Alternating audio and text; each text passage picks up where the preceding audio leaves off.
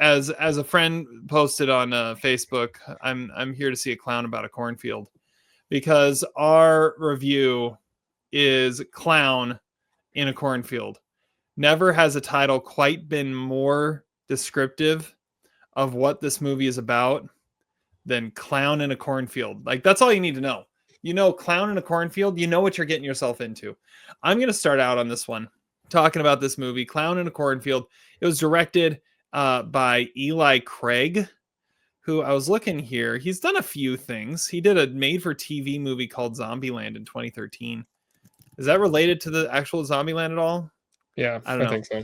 Okay, the most notable thing he's directed is Tucker and Dale versus Evil. I remember hearing about that one back in 2010. Anyways, Clown in a Cornfield, super low budget. Like, Todd, what'd you say the budget was for this thing? $600,000. $600,000, and it is a slasher comedy starring Katie Douglas and Aaron Abrams, who are a father and daughter who move to this random little town in the middle of Missouri where they are going to start fresh. He's a physician and she's a moody high school teen. And she gets into this group of friends who makes fun of one of the defining things of their tiny little town, which is this clown that is the mascot for corn syrup. Like, they've got like a corn syrup factory, I think is what it is.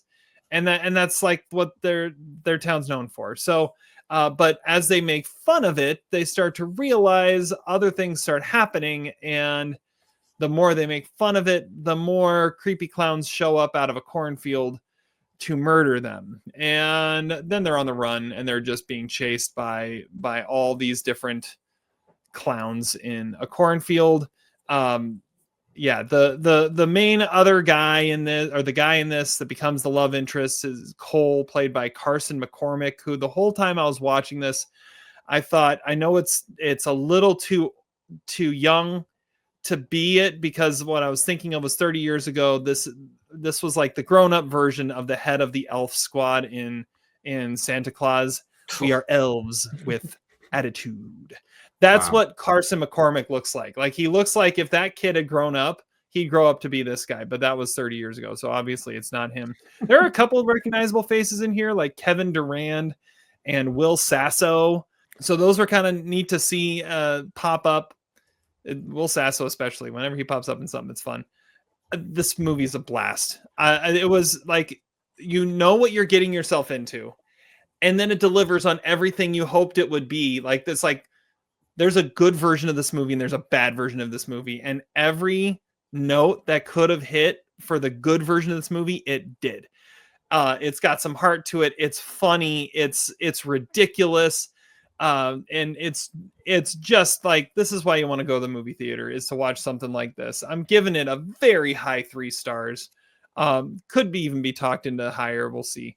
But I really enjoyed Clown in a Cornfield, and this is one that's definitely best on a big screen in the dark with a bunch of strangers. Like, that adds to the experience too. Todd, you're next. I mean, I didn't like it as much as you did, but I don't think I've ever seen a title of a movie that more felt like a fake Grindhouse trailer than this one. Like, Clown in a Cornfield is there with Hobo with a Shotgun as like the best fake Grindhouse trailers, even more so than the actual Grindhouse trailers. I think the main girl is interesting, and she the whole time I was just like, she is a dead ringer for young Linda Cardellini. I was like, why'd you break up Corey and Topanga? Like, that's what I went. But that's what I kept thinking. Everyone else are pretty much like stock characters, I feel like. But I mean, it's a low budget horror movie. They're all kind of like the discount version of like who they actually probably wanted to get for the movie. What I do like about it is that it's totally self-aware. Like, there's a lot of I Know What You Did Last Summer type stuff, the impending doom of the Final Destination movies, kind of. But it's put together kind of like an early Rob Zombie movie, without like the over the top splatter. Like, a lot of the violence kind of happens off screen, I mean, because I guess it's cheaper that way. I guess it's probably how you keep the budget down. But I just felt the movie was really predictable, and it is kind of lame in how it puts it together, and it keeps pounding you over the head with the same message. Like, it's like, I mean, I get it. Like, I don't know why they didn't have like Clown and Cornfield and start with a K, and maybe have Kansas in there too. Like, you know, they all are K, like they're all wearing white hoods and terrorizing the town. I don't know. I don't know. I mean, I don't understand the obsession with clowns anyway. I've never really have, but I'm at 2 stars with this one. It's fine. I mean, it was kind of fun. I watched it with like 5 other people, but that's about it. All right, so I saw this movie last night at 10:30 p.m. because there were only 2 showings, and the 7 o'clock showing was in the theater that I hate, that literally is shaped like a T. So you can't sit, the aisle is the middle T, so you can't sit in the middle. You have to sit on the side. I'm like, screw that. I'll go at 10:30. And then I drank a bit. And as I messaged Todd, I said, I'm really intoxicated watching this movie. So here's what I remember about the movie. I remember clowns. I remember Cornfield.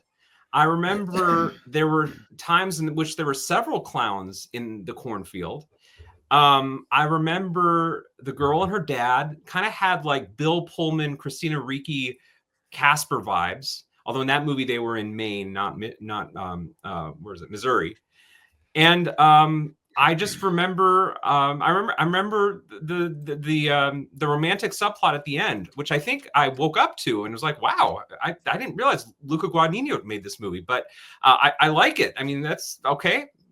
Wow. So I saw this movie asterisk, like Thunderbolts asterisk. From what I saw, 1.5 stars. But you know what? The experience, like the Minecraft movie, was a fun experience, and I don't think I'll remember. I don't remember a lot of it, but it was a fun experience in the moment, and I'm paying for it today. Terry didn't do 1.5 stars of the movie. Terry didn't do his homework, so neither should I, or neither did I. Dog ate my homework. Well, but see, technology failed me, where alcohol just failed you. Oh, come on, this movie was a blast. What's the problem here? I mean, it's kind of fun, but yeah, I mean, it's not like I haven't seen that kind of thing before. I do like the really low budget. I just think that all they did was cut out like the cool like gore scenes and stuff. It all happened off screen. Not all of them. There's some pretty awesome death scenes in this. Isn't there a scene in the classroom or something? There is a scene in the classroom. Okay. I think there was a scene where they all get high, right? I mean, that I don't think you even need to have seen the movie to guess that there's a scene like that. I want to say there was a gag about her driving, right? Is she like learning how to drive or something? There is a gag about driving. Yes. Yeah, that sounds familiar. Yeah, 1.5. I'm sticking by it. I mean, had it been entertaining, I would have tried to stick along for the ride, but the ship sailed away. But sometimes you fall asleep and you give that a higher rating. But this one, you woke up and were surprised by what you woke up to. So how does that make it worse? Oh, because I couldn't deal with it. I was just like, I can't be here. I can't be here right now. Yeah. I don't even know what to say to that. I don't know either. Shut up, Todd. Whatever. We should have gone to one of the 6 screenings of Friendship. That's what I suggested. And then, then the clown movie started getting good reviews, and Terry liked it. Well, and we would have had to travel out of state to go see it. Yeah. So, well, I like that the movie took place in Missouri and not Kansas. All right. Well, that was that. Let's just move on from that. Because I don't even know what to do with it. I gave it a high 3 stars. It's much more worth seeing than Quantumania was. Absolutely. We got Todd at 2. Yeah, I'm at 2 stars. It's a whatever 2 stars, but I mean, I do like it way more than 1.5 stars. Like it's the high 2 stars.